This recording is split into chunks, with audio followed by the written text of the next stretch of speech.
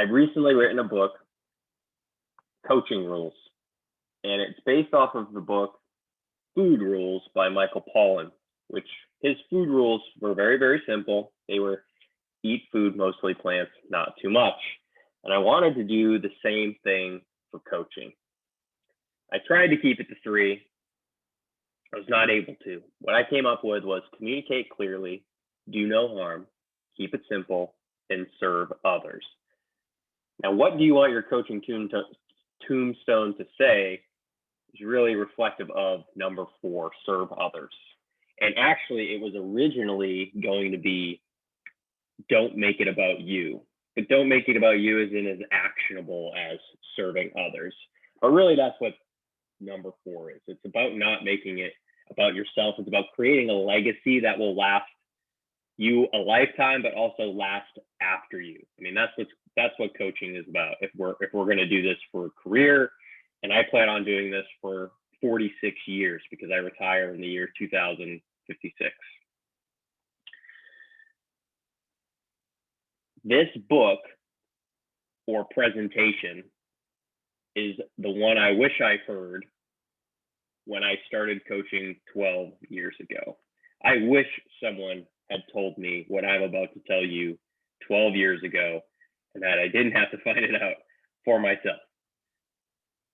Because there are 6 obstacles we face as trainers. That if you want to do this for a career, if you want to do this for a job or it's a stepping stone to something else, then these aren't a really big deal.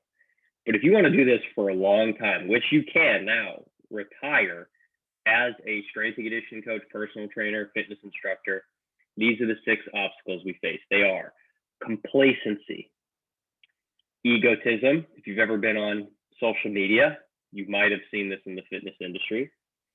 Poor communication, lack of connection, overcomplication, more specifically to programming, and client attrition. Because if you don't have clients that stay with you and you're losing clients, you're not going to make it very long in this business. So those are the 6 obstacles we face if we want to do this for a very long time.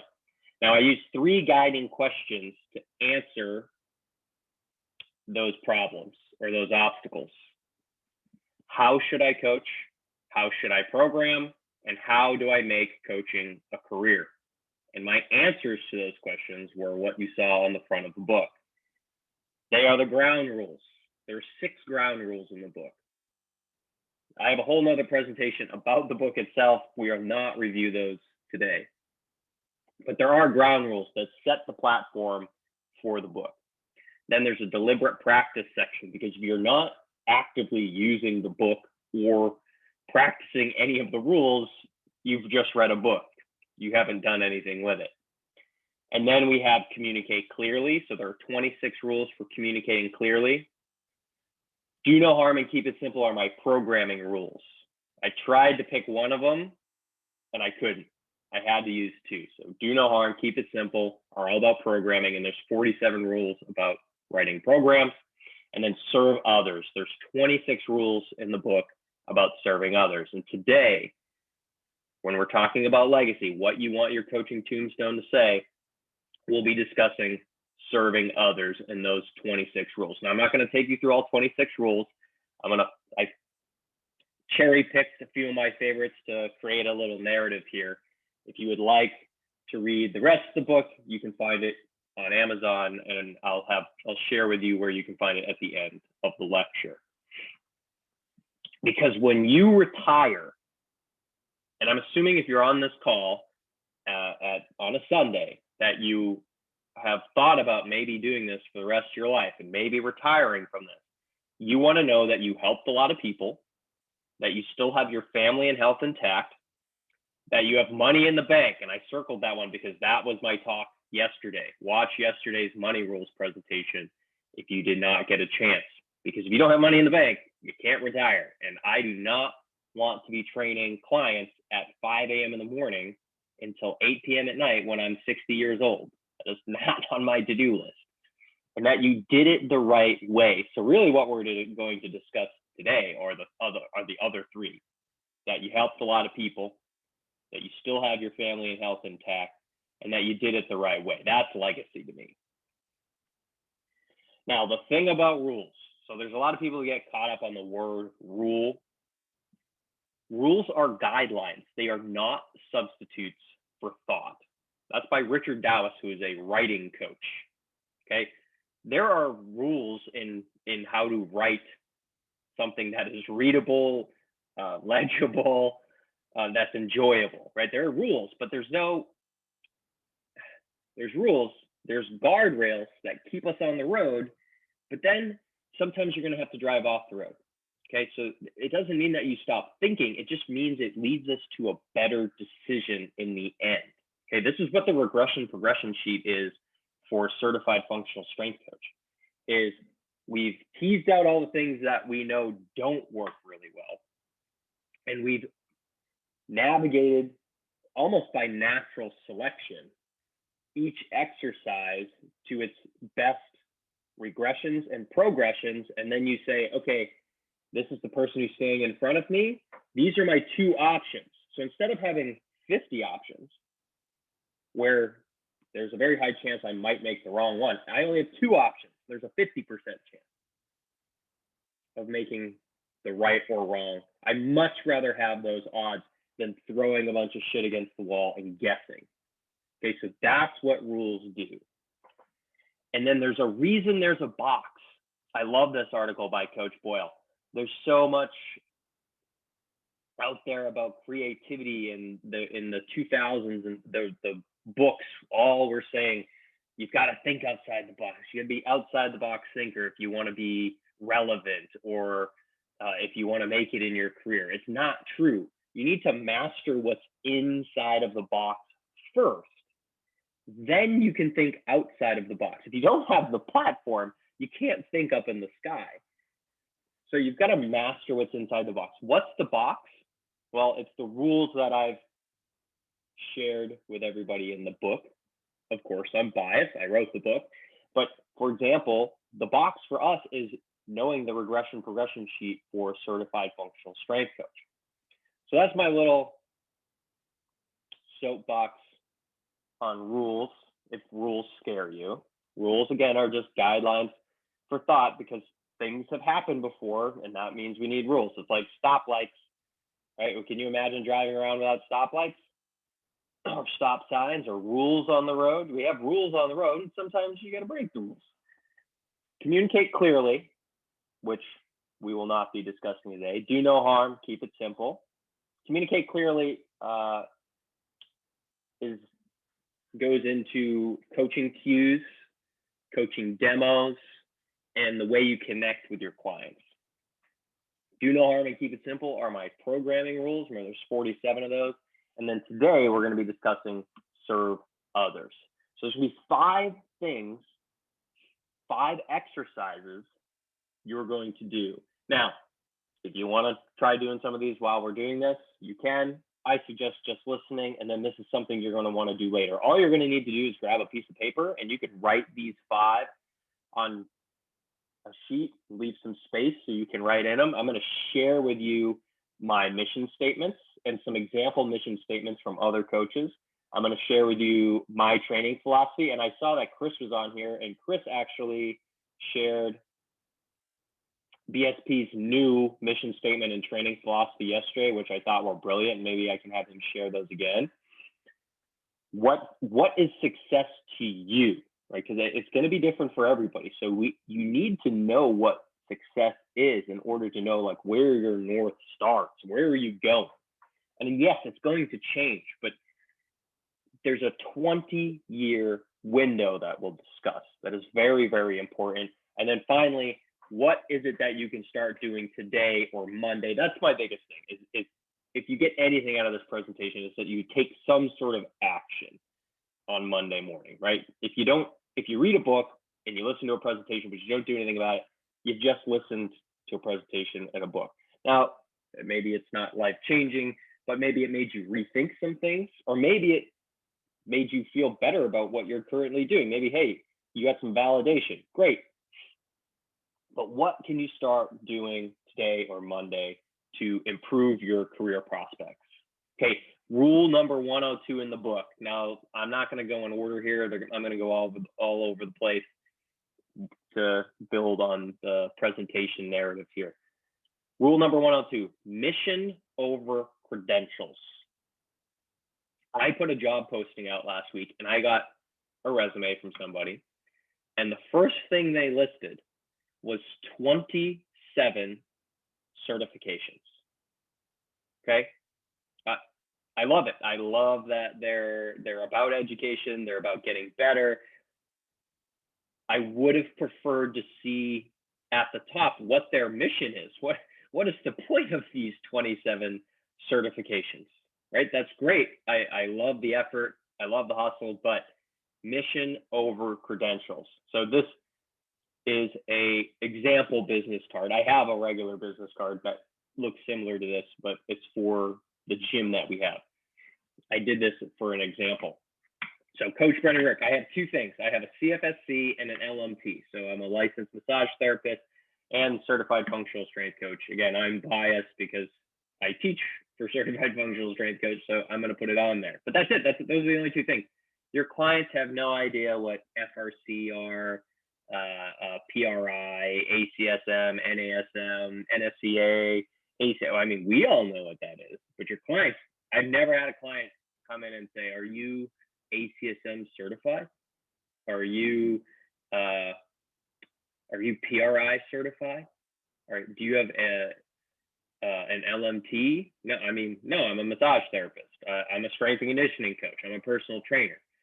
So yes, you need to have a couple of those things. Again, pick one or two. It doesn't have to be 27 of them. And then I'm a proponent of putting your mission, because if I saw this as a consumer and I saw my mission, personally, my mission is to make exercise the #1 prescribed drug in the world. That's pretty powerful. And as a consumer, I might say, wow, if he wants to do that, he probably takes this shit pretty seriously.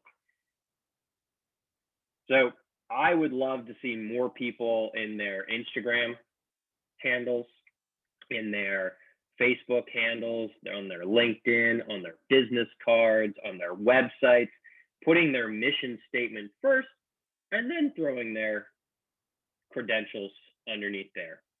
I mean, I've taken many of courses. I can't even begin to remember what they all are. It doesn't matter. I have 2 of them. I got the skills to pay the bills. I want to do this for the rest of my life, and I have a serious mission that I'm on. And if you're passionate, I hope that mission statement shares my passion for what it is I like to do. And then simply an email and a website. The other thing I see a lot too is that we have way too many ways to be contacted. Pick 1 or 2 of them. The best thing I ever did was make one website. So I have BrendonRearick.com. Coaching-rules.com goes to that website. Everything leads to Rome, which is one website. And then coachingrules@gmail.com goes to BrendonRearick@gmail.com. So all roads lead to that email as well. So I have one email, I have one website.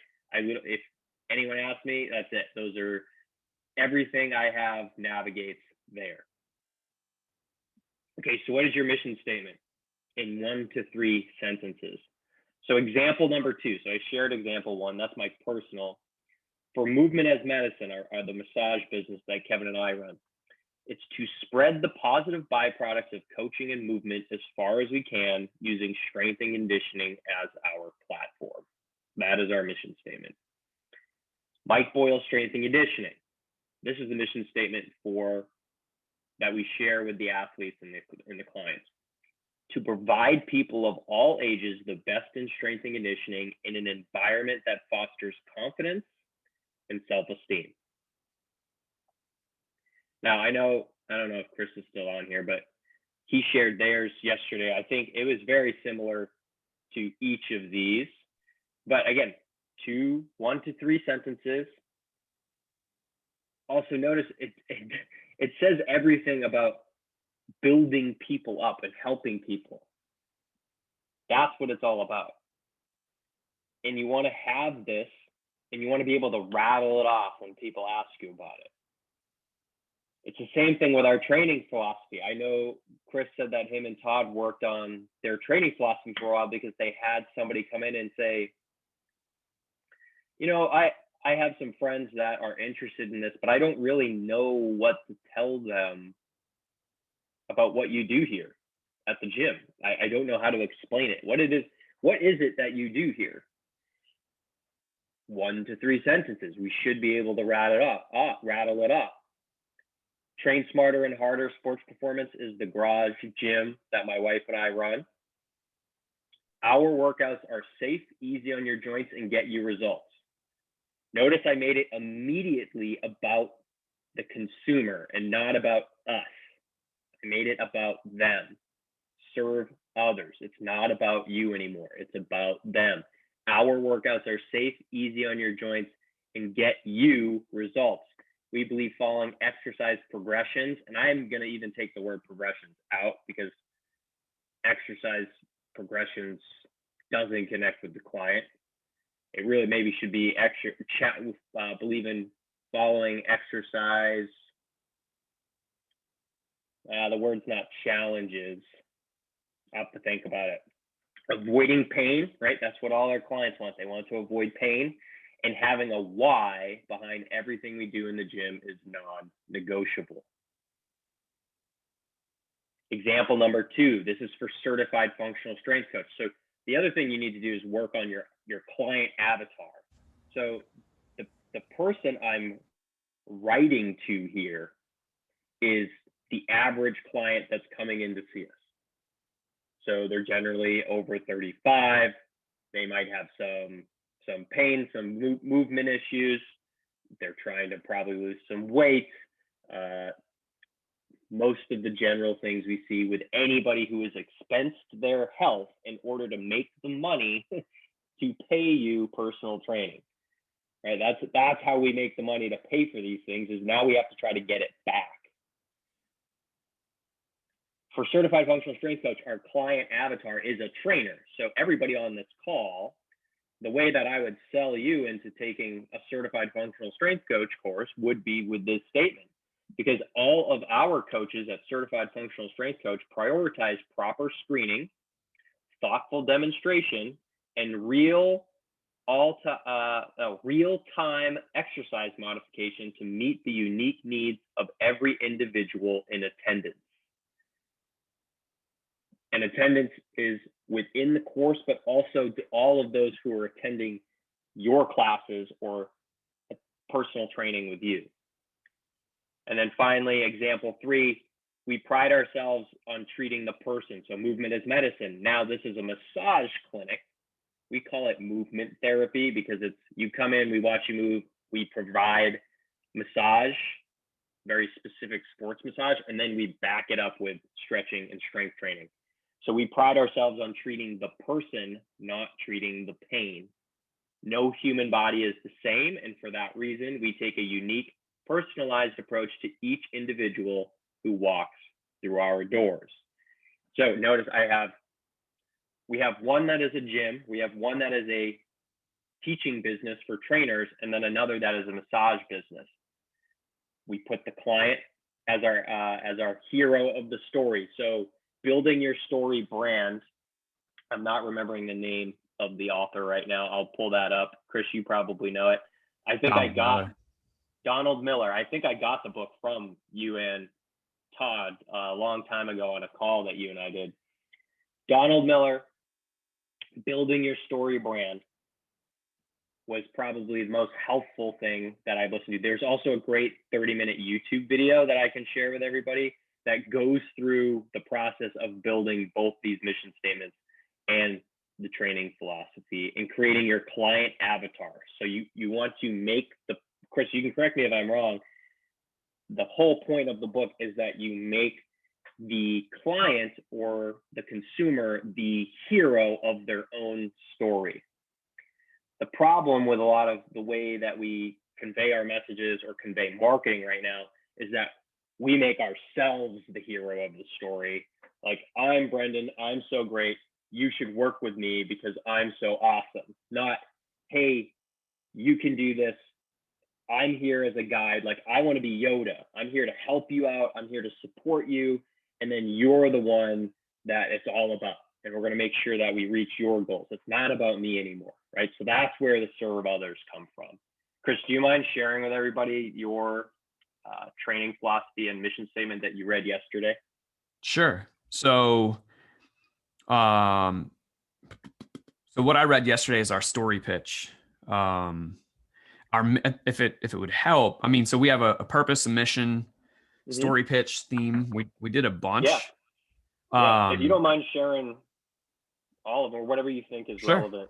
Yeah. So our purpose in one line is human development for development's sake.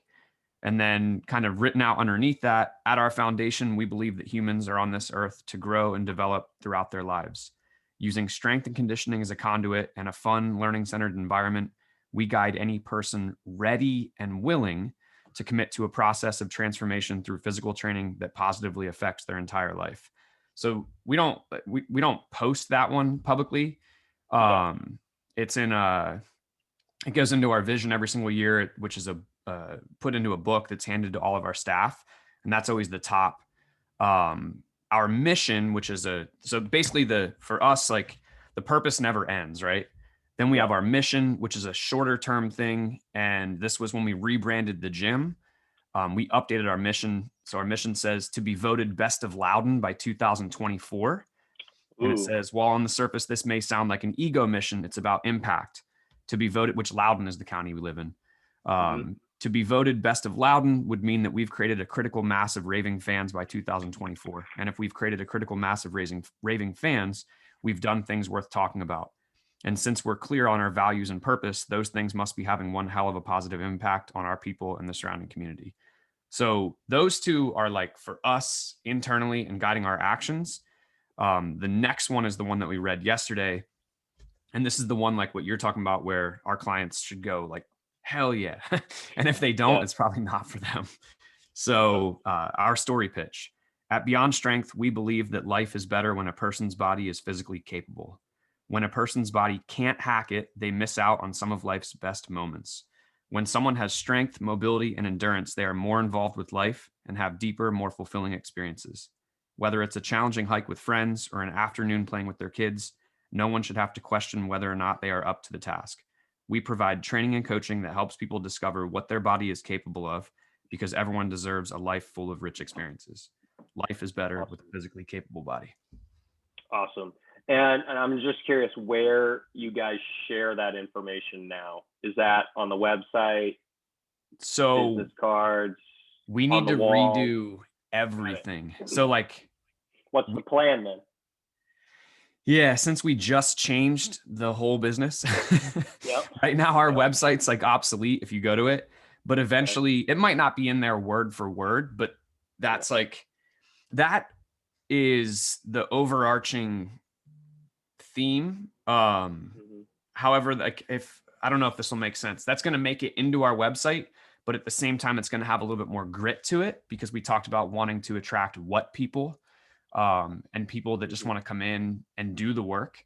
And so it'll be kind of taking all of that into account and knowing who we want to reach. So in some form, it'll make it to the website. Cool. Awesome. Thank you, sir. Yeah. Appreciate that.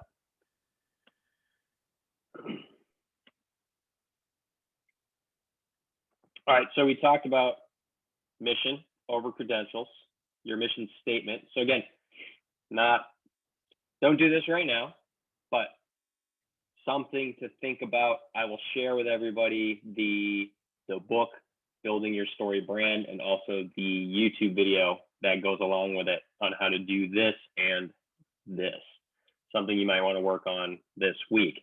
Now, in the book, I have a thought exercise, which was the title of this presentation. What do you want on your coaching tombstone?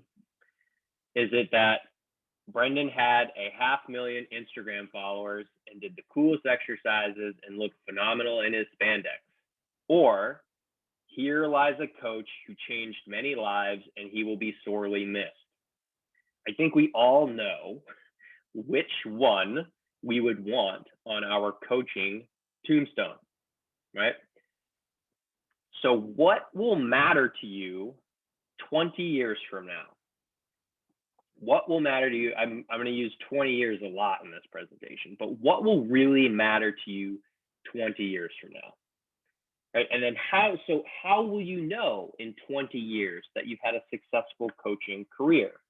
And what I want you to do for this exercise is I want you to write in the past tense as if it already has happened. So this was my example. I'm retiring after 46 years of coaching a wide array of people.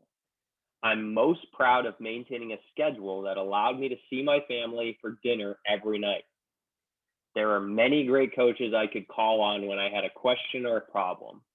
My most cherished coaching moment was the opportunity I had to train someone for the Olympic Games. I'll never forget when, ... So again, you're writing as if this already happened, thinking, okay, 20, 30 years from now, what is it I want my coaching tombstone to say? What would be a successful career to me?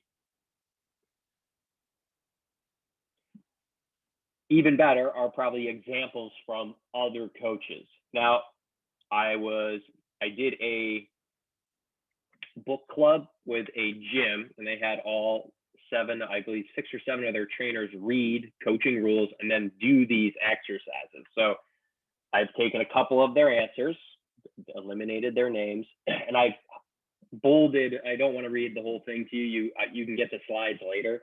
I'll just read the bolded. So this was their answer for what success will look like. Remember, success is different for everybody, but we need to know what our North Star is and what we're shooting for. I will have a positive impact on everyone I come in contact with. For my clients, it can be delivered through training itself, such as guiding and helping them reach their fitness goals, or by helping them feel more confident in their own skin. It can also be unrelated to fitness and instead be achieved by making a connection with my clients and ensure that their hour training session is more than just a training session. In my community and in the fitness industry, I will be a trainer that cares about the well-being of others and one that provides educated, ethical, and enjoyable ways of training that can suit anyone.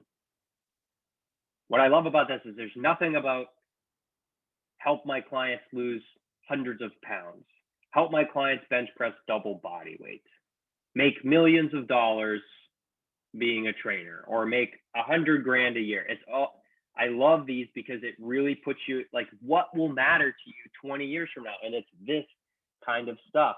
I see myself with a PhD. I love this because 20 years from now, they don't even see themselves being a coach, but they see coaching as a way to get to what they want 20 years from now. So I see myself with a PhD teaching wellness, physical activity and public health, or a health promotion at a college, or working as a wellness consultant for retirement communities.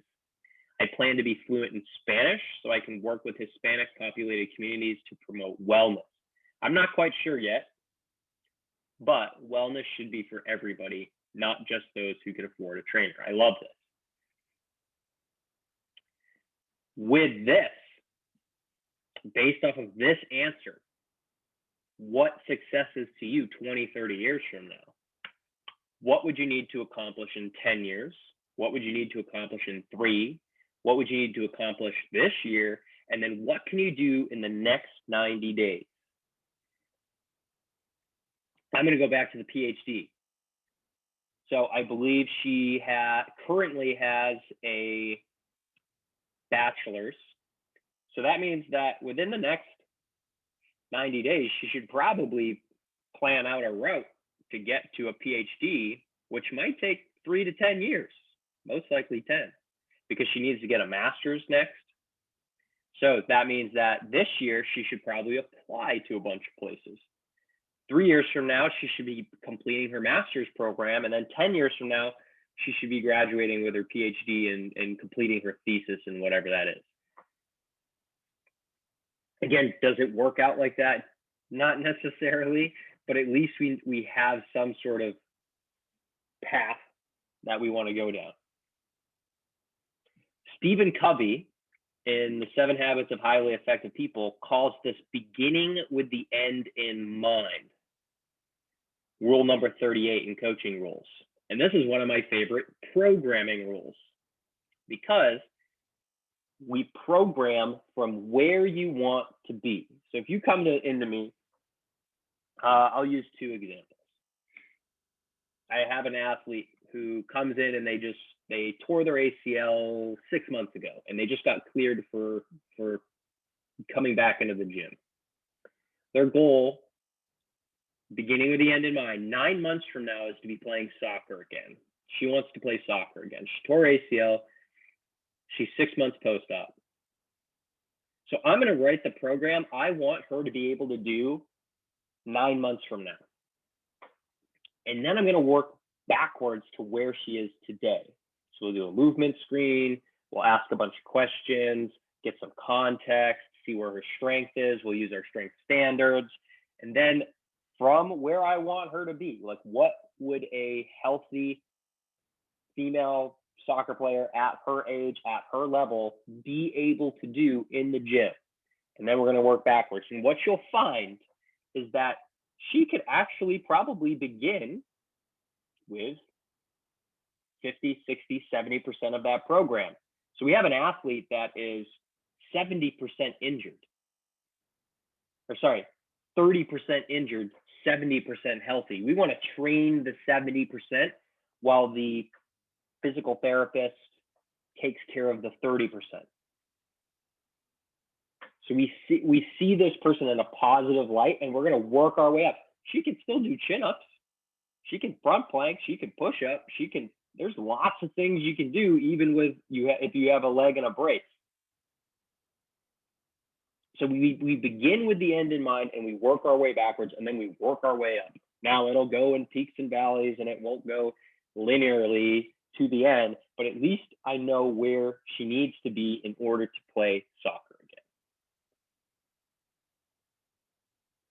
Rule number 97. Here's 20 years again. You'll know how good of a coach you are 20 years from now. You won't know today. You won't know this year. You'll know how good you are in 20 years. This is one of my favorite books of all time, Inside Out Coaching by Joe Ehrman, How Sports Can Transform Lives. And this is a direct quote from his book. When my players come back and are committed husbands, partners, and friends, and devoted fathers, and empathetic men of integrity, he is a football coach for an inner city football team in Baltimore. Men of integrity, contributors and leaders on all levels in various communities, then I will know. People often ask what kind of success my team will have this season, and I tell them I will let them know in 20 years. It's not about your record this year.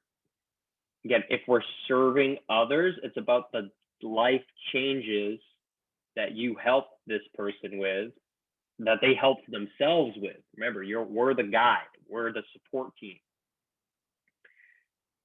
20 years from now, when you get that email, or 10 years from now, when that athlete comes back and says, hey, coach, I just want to say thank you for making exercise enjoyable and for taking care of me and for making me more confident in my body. No one's going to remember, like, oh yeah, Coach Brendon helped me bench press double body weight.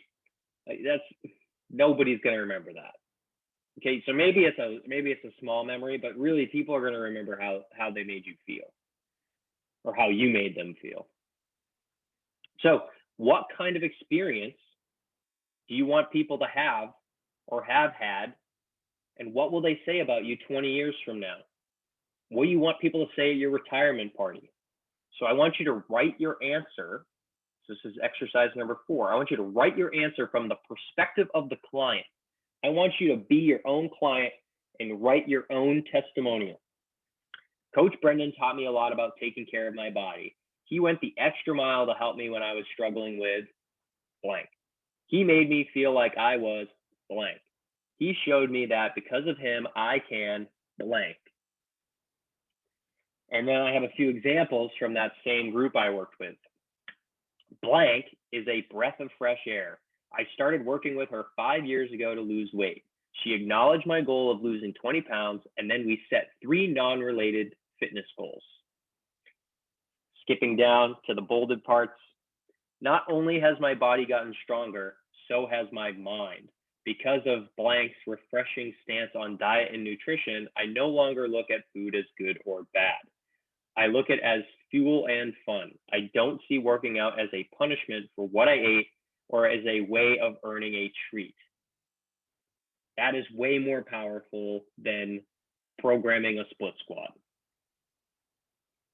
The greatest gift blank has given me is the confidence to walk into any gym or anywhere and be able to come up with and safely execute a workout on my own. That's like raising a pigeon and then letting the pigeon fly away, or the dove, raising a dove and then letting the dove fly away. That's what it's all about. That's why we do what we do. Also, if you do this, you will have more clients than you can even handle or help. You'll be giving clients away, because people, when they see that you're so passionate about their goals and about them living their best life, again, making them the guide and that you're the support team, you'll never run out of clients. Remember, one of the big things that we need to worry about as coaches is client attrition. Here's another example. 1 year ago, I began training with blank, and it has been one of the best decisions I've ever made for myself. From day one, he has always greeted me with a smile and a genuine acknowledgement. Every session I leave feeling accomplished thanks to blank, always celebrating the small and big victories with me. I can proudly go home and apply the same gratitude to other aspects of my life, knowing that I am the best version of myself each and every day. Blank has changed my life forever. Can you imagine waking up every day and reading this to yourself? You wrote it, I get it. But reading your own client testimonial would put me in the right frame of mind to coach anyone, anywhere, anytime, and do it well. And give me the energy I might need if I'm lacking to go out and coach my ass off. So that was exercise number 4. Exercise number 5. What is the one thing, rule, or idea that we have here today? Maybe the one thing you can do is answer all 5 of these questions that you can start doing on Monday morning to improve your professionalism or career prospects. Now, this is something I propose in the book, and the book has 105 rules. So you have 105 options to begin with tomorrow. Pick one, start there. Example number 1, say good morning or hello to everyone you pass by in the gym. This was one of the biggest ones that I had to learn, which is why I'm sharing it here at MBSC, because in the morning, I'd walk around stone-faced. I was tired. I didn't want to talk to anybody, and people would say hello to me, and I'd just either grunt or walk right by them. And I remember Mike had to say to me, like, hey, like, some people in the morning think you're a bit of a prick because you don't say hello to anybody. You just walk right by them. I was like, yeah, because I'm tired. And he's like, well, it doesn't matter if you're tired. Say hello to everybody. So I had to actively make that something I did. And it was miserable at first, and now it's just something I naturally do. Okay, so say good morning or hello. Maybe that's your one thing you have to do this week or in the next month. Example number 2, buy pants without pockets so you stop putting your hands in them. That's one of our biggest pet peeves during the internship is a lot of our interns, I get it, they're not confident, they're in a new place, the environment can be a bit scary, but they walk around with their hands in their pockets, which is not the look that we're going for. We will literally tape people's pockets with duct tape, tape their pockets shut so they can't put their hands inside of them. Example 3, email or call 5 sport coaches, 5 therapists, 5 doctors, and 5 trainers in my area to grab coffee and start a quarterly collaboration group with them. I get asked a lot, like, how do I get in touch with doctors? How do I get in touch with therapists? How do I just email them. Their emails are everywhere. Ask them on Twitter, Instagram them, Instagram message them. I can guarantee if you email, message, DM 20, right? 5, 20 sport coaches, therapists, doctors, trainers, 4 or 5 will return, and you'll make a collaboration. 15 of them ain't going to respond to you, but that's all right. They're not interested anyways. And then what's the next continuing ed thing you'll attend? So bonus points, you're already here attending this one. But what's the next thing you'll attend? I think it's important at the beginning of the year to pick these things. It's different with COVID now. Hopefully, and fingers crossed, it's ending soon. But it's different with COVID because the only things that you could really take were online. But maybe you like online learning. What is the next continuing education event you'll attend? Example 1. Again, I'm biased, I know. Shameless plug, certified functional strength coach. Maybe it's Strength Faction. They're giving away a free month to everyone on this call. Free month. It doesn't even cost you anything. Sign up for Perform Better. Unfortunately, Perform Better is canceled again this upcoming year, but they'll have a presentation every day for 90 days for free. Again, it's free. It doesn't cost you anything. And then here's the big thing is I have down here is it doesn't have to cost money. There's a lot of people that say, well, I can't do continuing ed because it costs too much, or I don't have the time. I can't take days off from work. I get it. Call someone. This summit is free. You can get a free month with Strength Faction. You can watch every Perform Better lecture from last summer for free right now. You can join MBSC TV for free for a week. Check out a book at the library. The library is free. Watch YouTube videos. Webinars are free on YouTube, lots of them. Attend a free online seminar, what you're doing right now. Ask somebody. I can't believe how much success I've had just adding people. I used to have a competition with my friends in college. We would add famous people and see if we could get them to respond to us. Some ridiculous stuff, but it was what's the worst that can happen? They don't respond or they don't see it, right? I'll tell this story. So Kelly Starrett is the mobility WOD, used to run the mobility WOD, which is now the Ready State. I emailed him, cold blue emailed him when I was 22 years old, and I'm an intern at Mike Boyle Strength and Conditioning. And I said to Kelly, I said, hey, I see that you're presenting in Boston this upcoming week. Now, Mike has no idea that I'm doing this. And I said, hey, there's a lot of us at the gym who really like your stuff. Would you mind coming into MBSC and doing a staff meeting for all of us? Week goes by, I don't hear anything. Lo and behold, he emails me back and says, sure, I'd love to. What time? That was it. And I said, come Tuesday at 1 o'clock. He came and taught a 3-hour course for everybody at MBSC. He invited me and 3 other trainers, since I emailed him, to come to the course for free that weekend that he was holding. And it was a $900 course. So he had 3 of us for free. When I moved out to California, God, that was 6 years later, I had Thanksgiving dinner at his house, and he let me train at his gym for a year for free because I was coming from Boston. I didn't know anybody. He didn't have to do that. He didn't have to answer me. And it was just one email. That was it. That was one email that I sent when I was 22 years old that he may or may not have responded to. And look at what transpired. So it doesn't have to be continuing education.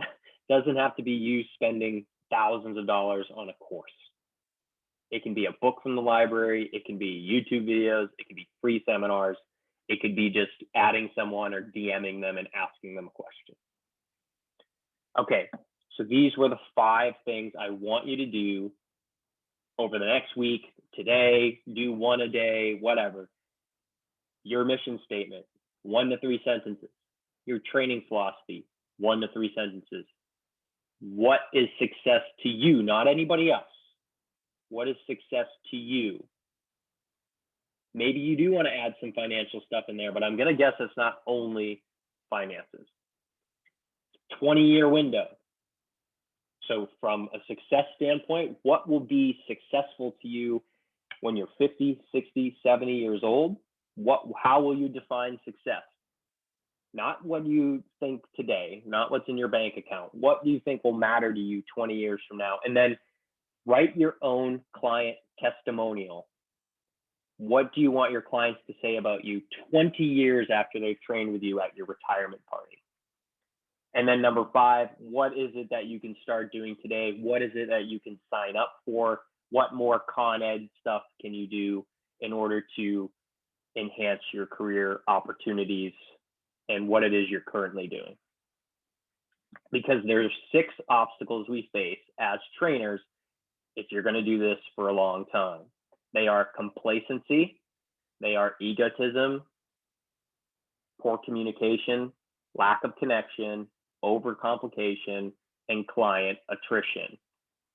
Really what we're talking about here are poor communication, because if people don't know your mission statement and your training philosophy, like we talked about, they're not going to be able to share it with others. It's going to be hard for you to share that message as well. Lack of connection. You don't connect. It's going to be, you can have all the X's and O's, you can have all the PhDs, but if people don't like training with you, it don't matter. They got to spend an hour with you, and they don't want to spend $100 to spend an hour with an asshole.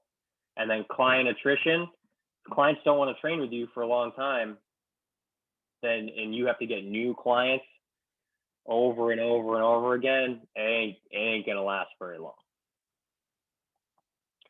When we retire, we want to know that we helped a lot of people, you have your family and health still intact, you have money in the bank, and that you did it the right way. Thank you. I have 15 of you on here right now. I appreciate you hanging out with me. Again, that is my website. Everything you could ever need is there. You can find all of this information there. That is my personal email. If you need anything, let me know. All of these slides and videos will be on a blog post that I'm currently writing right now that will be available for 72 hours for you to watch and download any of it. I'm going to share everybody the 2 books right now and the YouTube video.